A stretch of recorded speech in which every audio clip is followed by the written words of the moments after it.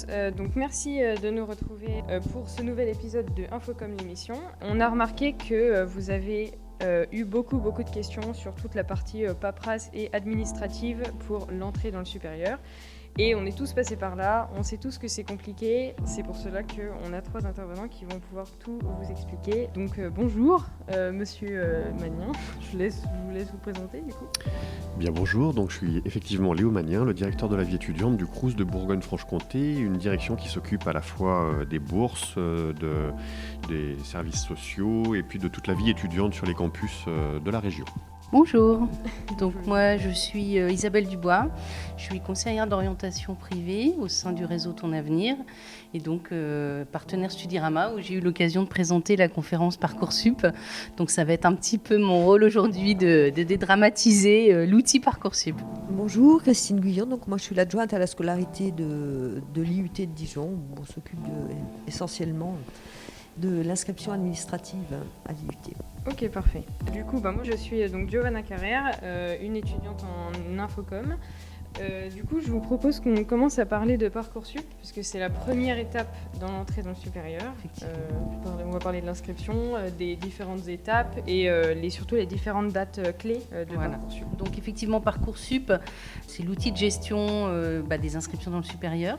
Donc ça sert principalement à s'inscrire. Donc c'est aussi une mine d'informations par rapport aux diverses formations. Et puis, c'est là aussi que les résultats vont tomber aux dates fatidiques. Les dates de Parcoursup sont bien sûr affichées sur le site de l'IUT. Il y a un petit lien Parcoursup avec tout le déroulé de la campagne. Et puis les établissements scolaires, donc tous les lycées ont aussi donné bien sûr tous les éléments. Donc il y a dire quelques dates clés. Voilà. Donc première étape, première date, donc ça va être déjà le 20 décembre. En fait, toutes les formations 2022 vont être à disposition.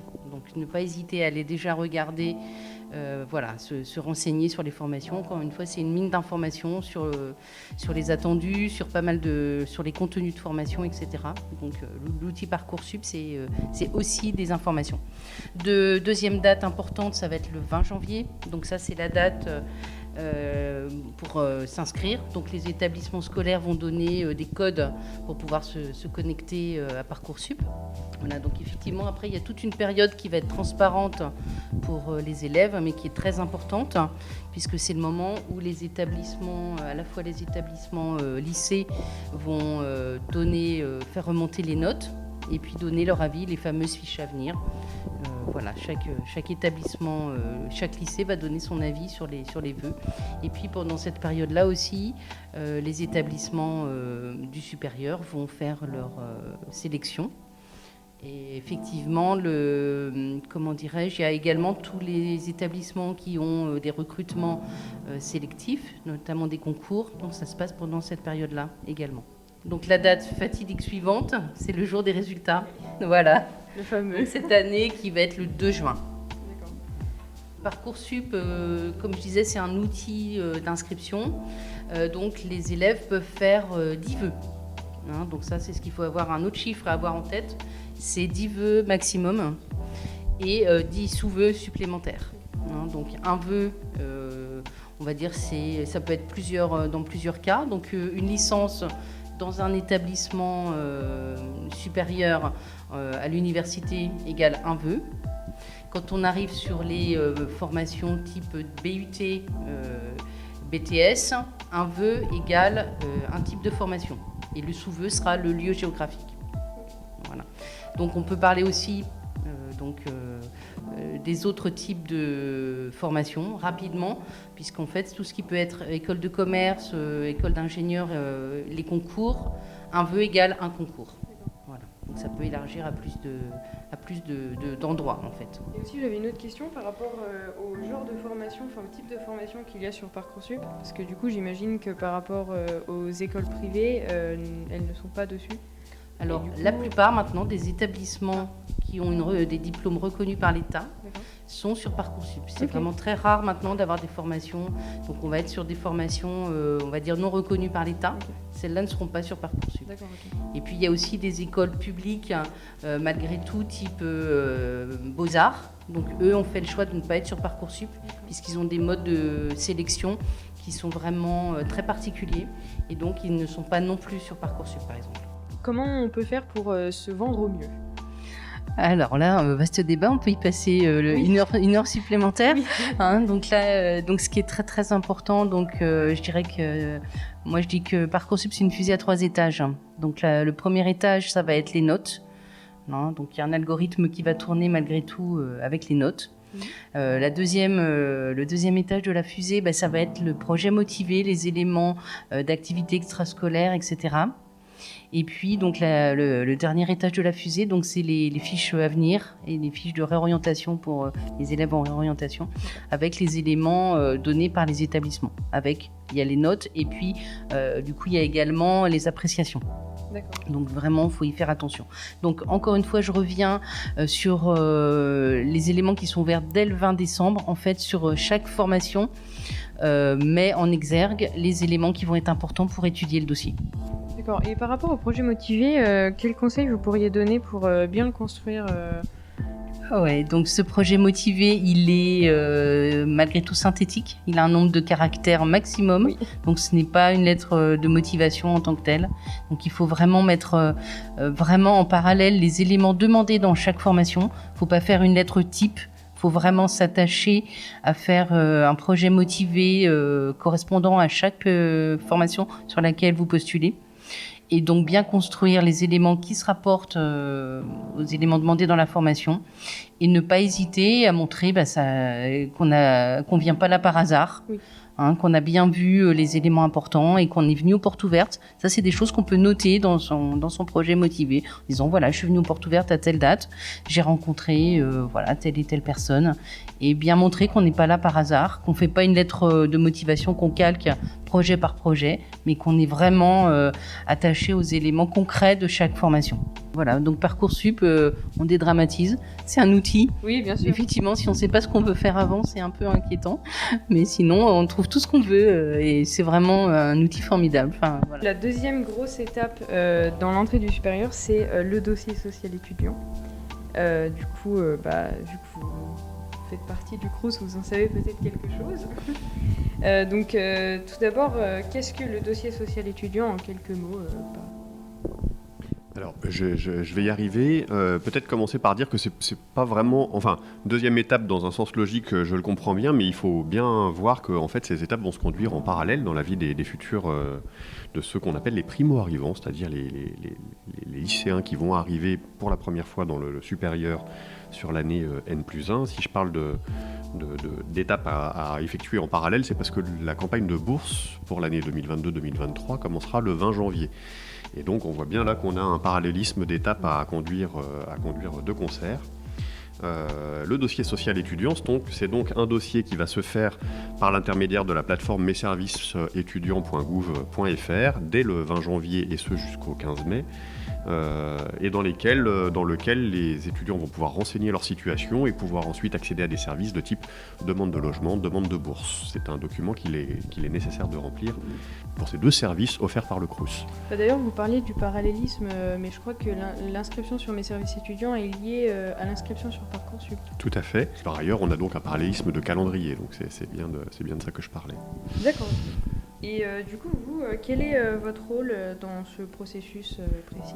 Alors, le rôle, c'est d'instruire les demandes. C'est-à-dire qu'après, en fonction de la situation d'un étudiant, qu'on va pouvoir évaluer, par exemple, s'agissant de l'accès au droit à bourse, qu'on va évaluer en fonction de la situation des parents, situation fiscale, et puis de la situation du foyer, puisque un certain nombre de paramètres vont être pris en compte pour étudier les droits à bourse. On va regarder notamment donc la situation fiscale, évidemment, le nombre de frères et sœurs éventuellement dans l'enseignement supérieur, la distance par rapport aux endroits d'études. Tout ça va donner un certain nombre de points qui va permettre ensuite d'ouvrir un droit à bourse ou non. Ce sur quoi je voudrais insister, c'est qu'il y a une multiplicité de cas de figure d'abord. S'agissant spécifiquement du droit à bourse, il n'y a pas deux familles pareilles et donc donner ici une liste de documents qui vont être demandés sur la constitution du dossier social étudiant pour examiner le droit à bourse. Ce serait un peu fastidieux, mais il y aura à peu près tout le temps l'avis fiscal, alors d'un ou des deux parents selon la composition du foyer et l'autorité de garde pour l'année N-2, et puis après les certificats de scolarité des frères et sœurs, si toutefois il y en a dans l'enseignement supérieur, et ensuite une multiplicité de documents possibles, l'attestation d'autonomie fiscale s'il y a lieu, enfin bon, on a autant de cas de figure que de personnes, mais tout ça est bien détaillé sur le site Mes Services Étudiants avec un pas à pas qui, selon la situation des étudiants, va leur expliquer quels documents ils doivent joindre. Et puis de façon déconnectée, alors du coup je pars un peu sur le droit au logement, de façon déconnectée, ce que je veux dire c'est qu'on peut être non boursier et avoir droit à un logement tout de même. Alors pour être un petit peu précis et rentrer dans le processus d'affectation des logements, les demandes de logement donc vont d'abord faire l'objet d'un premier tour, qu'on appelle le tour social. Début juillet, les personnes qui auront déposé un dossier dans les temps, c'est-à-dire avant le 15 mai, et qui auront reçu une notification conditionnelle de bourse, se verront attribuer en priorité un logement, début juillet, en règle générale aux alentours du 7 juillet. Mais ensuite vient un second tour d'attribution qui, sur le restant du parc, va permettre aux non-boursiers d'obtenir un logement. Et puis, tant que je suis sur ce sujet-là, j'ai envie de dire que c'est pas parce qu'on n'a pas eu un logement sur l'un de ces deux tours d'attribution qu'il faut baisser les bras. Des nombres d'étudiants, pour des raisons qui peuvent aller de l'abandon des études à changement d'orientation, en passant par un certain nombre d'autres raisons, abandonnent leur droit à logement. Et en fait, on a un peu toute l'année des logements vacants. Et là aussi, sur Mes Services Étudiants, on peut aller au fil de l'année demander un logement. D'accord, ok, merci. Je vais revenir sur deux choses. Oui. Par rapport à la bourse, est-ce qu'il existe des autres aides exceptionnelles qui vont au-delà de la bourse sur critères sociaux Alors, s'agissant des étudiants en situation de handicap, il existe des aides spécifiques, mais qui ne sont pas forcément instruites par le Crous. La CAF s'en occupe notamment, mais la condition de handicap ouvre droit à un certain nombre de points supplémentaires également dans l'examen d'attribution des droits à bourse du Crous. Oui, en tout cas, il y a une multiplicité d'aides. Quand on sort du domaine des bourses sur critères sociaux, et particulièrement s'agissant du coup des étudiants internationaux, il peut y avoir des actions d'aide ponctuelles ou annuelles instruites sur évaluation sociale au Crous. Donc ça, c'est le rôle du service social. Là aussi, la porte d'entrée est messervicesétudiants.gouv.fr, où on peut accéder via la brique, prendre un rendez-vous avec mon Crous au service social pour demander un entretien avec une assistante sociale. C'est territorialisé, donc on choisit le lieu où on veut avoir rendez-vous, et puis pour les sites dits distants, on peut avoir accès à des rendez-vous à distance, en distanciel. Et donc après une évaluation sociale conduite en entretien individuel par un assistant social, il peut y avoir ouverture de droits ponctuels ou annuels selon les situations. On peut penser à des situations de rupture familiale, on peut penser à des difficultés juste particulières et circonstancielles, et l'éventail est là. Mais je tiens à souligner que le service social n'est pas juste un service qui permet d'obtenir des aides financières, mais bien un accompagnement à la fois psychologique, social, familial, et qui couvre un peu toutes les problématiques du champ social. Voilà. Est-ce que vous pouvez résumer en quelques lignes, enfin quelques dates plutôt, le calendrier par rapport au logement du Crous ? Bien. Donc ce qui est vraiment important finalement, c'est le dépôt des demandes dans les délais de la campagne sociale. Donc je rappelle les dates. La création d'un dossier social étudiant se font du 20 janvier au 15 mai. Et donc l'examen prioritaire des dossiers s'agissant du logement sera fait sur les dossiers qui auront été déposés dans les temps. Donc après, je vais retomber sur le calendrier que j'ai donné tout à l'heure. Quand on va sur Mes Services Étudiants, on peut choisir le lieu où l'on demande un logement jusqu'à la résidence, voire le bâtiment. Et le premier tour d'affectation va avoir lieu début juillet pour les étudiants boursiers, mi-juillet pour les étudiants non boursiers, et après il y a une offre au fil de l'eau qui peut être sollicitée tout au long de l'année. Mais voilà, du coup, juste petit conseil, vraiment faites les choses dans les dates. Oui, c'est très important ce que vous soulignez. Alors on peut peut-être expliquer cette question de délai, c'est-à-dire qu'il est normal qu'il y ait une forme de couperet. Alors, au 20 mai, puisque ensuite les agents qui instruisent les demandes de bourse doivent avoir instruit l'intégralité des demandes de bourse déposées dans les délais avant le 7 juillet pour pouvoir justement instruire les demandes de logement prioritairement affectées aux boursiers et bien dans les temps également. Donc d'où cette question de délai. Et souvent les étudiants ne comprennent pas que le fait de ne pas avoir encore le résultat Parcoursup à ce moment-là, n'est pas bloquant pour nous, puisqu'on on attribue des notifications conditionnelles de bourse qui vont ensuite se réaliser en fonction des inscriptions qui seront effectivement retenues par les étudiants. Donc il n'est pas du tout bloquant au moment où on a déjà émis des vœux Parcoursup de ne pas savoir ce qu'il en est pour faire une demande et déposer son dossier DSE. Et donc effectivement, je vous rejoins, il est important et utile de déposer son dossier dès le 20 janvier, le plus tôt possible, en tout état de cause avant le 20 mai. Voilà. D'accord. Peut-être que, je vais demander à M. Magnin, mais la demande de bourse peut se faire quand même tout le long de l'année. C'est comme la demande de logement. Alors tout à fait, on peut effectivement déposer une demande de bourse au-delà du 15 mai. J'ai dû faire un lapsus tout à l'heure en parlant du 20 mai, c'est démarrage 20 janvier, fin 15 mai. Cette demande de bourse sera examinée et instruite avant le 31 décembre de l'année en cours. Voilà, mais sans garantie de date, quoi. C'est-à-dire, S'ils le font pas assez tôt, et ils sont obligés d'avancer les frais d'inscription. oui, Puisque alors, l'université fonctionne comme ça, c'est-à-dire que sans notification définitive, l'étudiant doit payer ses frais d'inscription. Il se fait rembourser après, mais la première démarche, c'est celle-ci. alors effectivement, ça peut poser un certain nombre de difficultés financières. Vous parlez des frais d'inscription qui font avancer, on peut parler de l'exonération CEVEC, on peut également parler de la première mensualité à fin août, qui du coup ne sera évidemment pas perçue si le dossier n'a pas été déposé dans les temps. Et donc tout ça cumulé fait qu'on peut retrouver des étudiants qui auraient droit à bourse, mais qui, parce qu'ils n'ont pas déposé leur dossier au 15 mai, se retrouvent dans une difficulté financière assez forte dès le mois de septembre, ce qui aurait pu être évité si le dossier avait été déposé dans les temps. Qu'est-ce que la CEVEC ? Je laisse la liberté à l'un d'entre vous de répondre. En fait, la CEVEC, contribution à la vie étudiante et de campus. Cet impôt dont le Crous est collecteur, mais pas bénéficiaire, donc bénéficiaire en partie seulement, a été instauré afin du coup, effectivement, de financer la vie étudiante, l'amélioration des conditions de vie étudiante sur les campus. Donc ce sont les étudiants de l'enseignement supérieur qui s'en acquittent et il y a un régime d'exonération qui couvre notamment les étudiants boursiers, mais pas que, je ne vais pas rentrer dans tous les détails, et qui se règle au moment de l'inscription. La plus grande partie de cet impôt pour que ces établissements puissent ensuite financer des opérations d'amélioration de la qualité de vie sur les campus.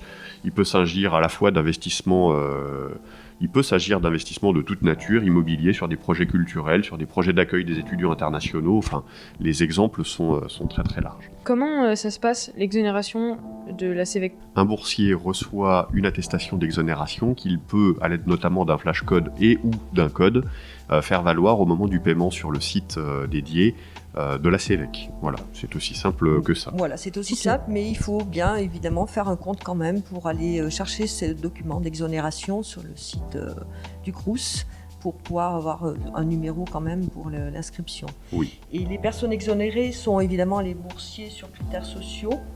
Mais pas que. Mais pas que. Il y a des boursiers du gouvernement français, des boursiers financés par la région, des étudiants réfugiés, les bénéficiaires de la protection subsidiaire et les demandeurs d'asile.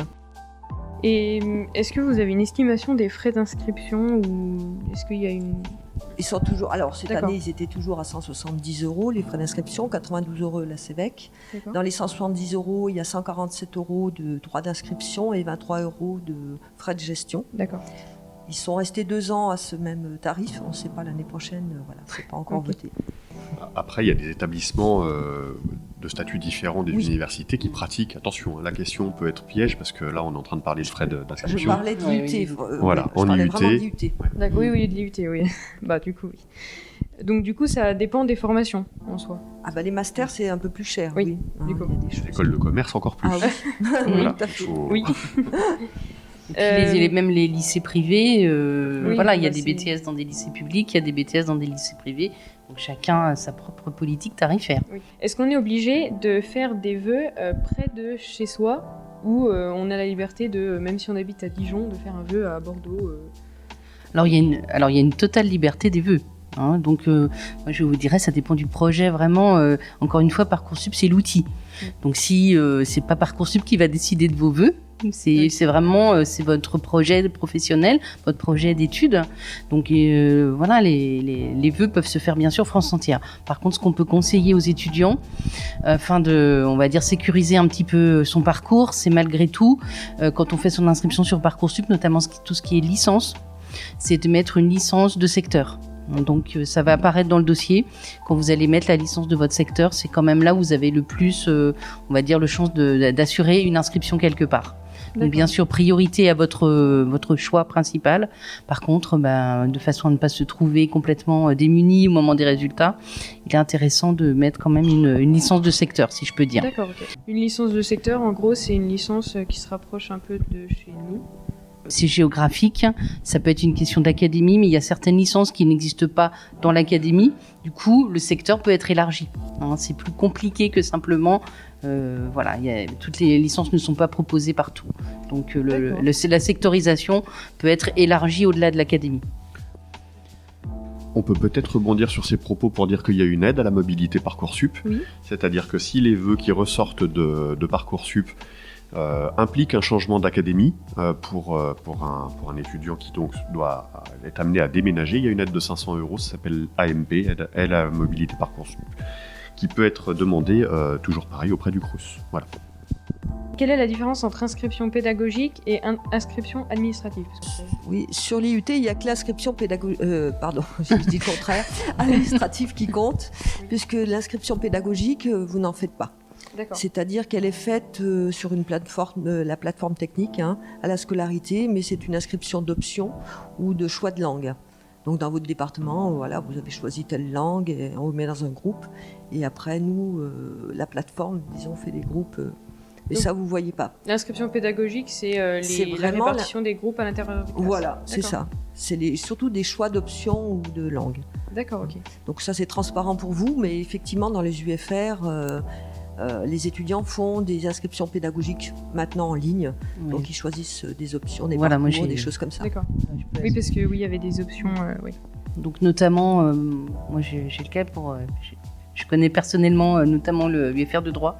Donc effectivement, on va choisir les matières par semestre. Donc D'accord. voilà, en plus de l'inscription administrative. Mais c'est vrai que c'est un peu troublant parce que je sais que les étudiants, quand ils s'inscrivent, apparemment, à un moment, sur leur ENT, apparaît cette inscription pédagogique. Alors, et ils nous demandent, mais qu'est-ce que c'est? Il faut s'inscrire. Non, il n'y en a pas pour l'IUT, mais comme c'est l'inscription, c'est sur l'Université de Bourgogne, c'est général, ils ont cette inscription pédagogique qui apparaît. Pour l'inscription administrative, donc la partie que les étudiants font, enfin à partir de quand et où? Eh ben, on l'a fait dès qu'on a choisi, donc qu'on a eu un vœu accepté. Donc ça peut être au mois de juillet, à partir du 6-7, cette année, j'ai pas encore les dates. Et après, ça réouvre en août. Donc je pense que vous avez des informations ensuite à Parcoursup. On vous demande de vous inscrire, on vous donne 72 heures pour mettre des pièces justificatives d'ailleurs. Et ces pièces sont très importantes puisque une fois vous les avez téléchargées, nous on les vérifie. Et quand on a vérifié et validé, ça vous donne l'accès à votre certificat de scolarité sur le NT. Vous pouvez aller chercher sur le NT.